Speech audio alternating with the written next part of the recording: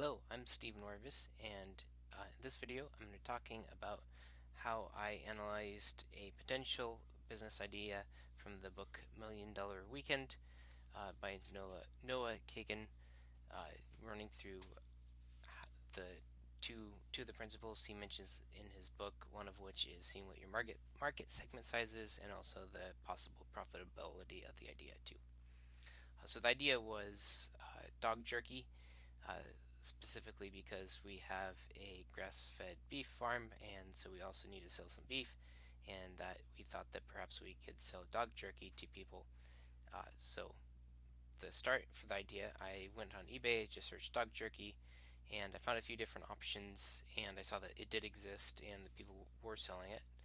And then I did under eBay, I did advanced and hit sold items.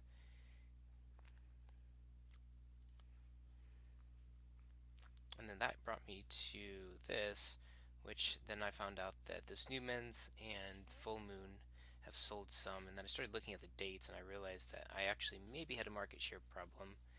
This one's December 1st, November 21st, October 22nd, September. So actually, this idea is looking poor, at least from eBay's perspective. Next up, I went to Amazon and I just went ahead and searched dog beef jerky.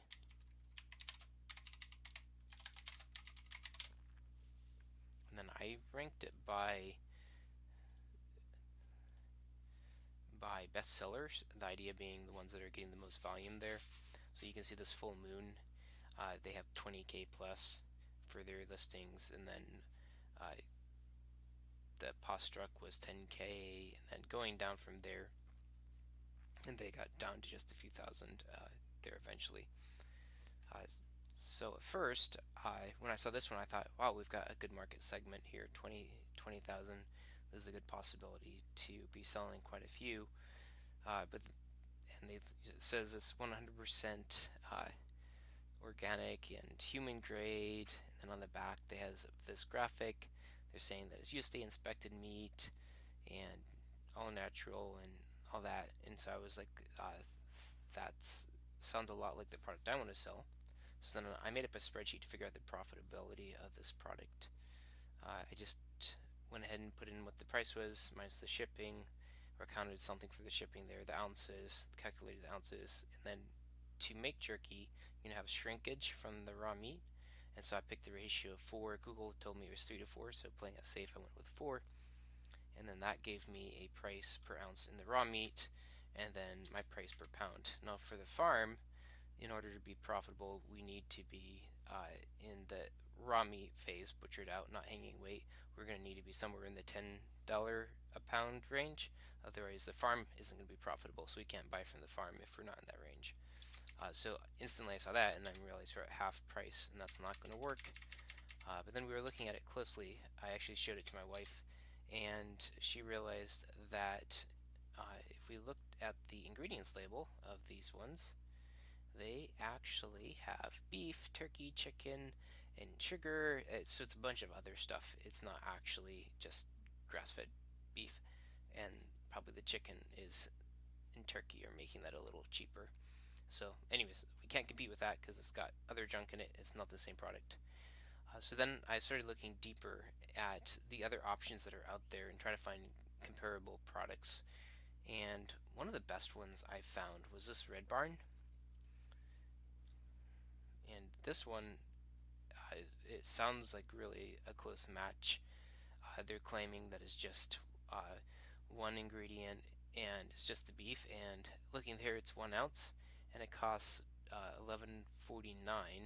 And then when I did the math on that, that comes down to $45 per pound raw meat. So that would be quite a bit of good profit there.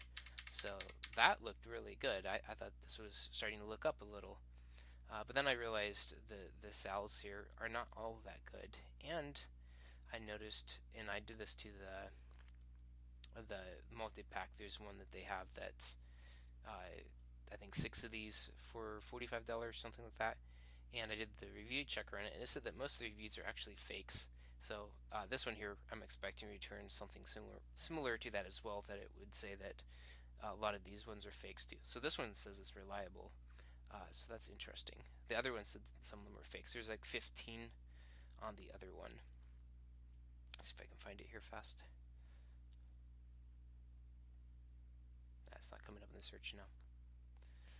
Anyways, the other one had some fakes, but it was the same brand. But people do mostly love this one. The issue I'm seeing though with this one is it seems like the volume sold is low, so it's only got 96 reviews. And then someplace else I had seen on the page, it's like 100 something sold in the past month. So it's actually low volume, and perhaps not a good idea because of that. Uh, the math does work out nicely, and this is a potential idea. And I was even looking at our farm price. If you add in $2 for maybe processing or something, we could still be selling for $3 an ounce and be about the right price, which then 10 ounces would be $30. Which so maybe it's a little expensive when you compare it to something like the Full Moon product there. I think it's a product that would sell, but based on the volume for the specific niche product, when you compare apples to apples, it's kind of looking like it's not going to sell. And so then that's walking through the exercise in the book. Instead of wasting more time on this idea that we had, we fairly quickly ran through, ascertained is the market size there, and then is the pricing, is it going to make sense? And from this, it doesn't look like it does make sense. But the great thing about this, quickly we looked through this idea, uh, analyzed it, found out good idea, bad idea, and then able to move on and not waste time going down the wrong path.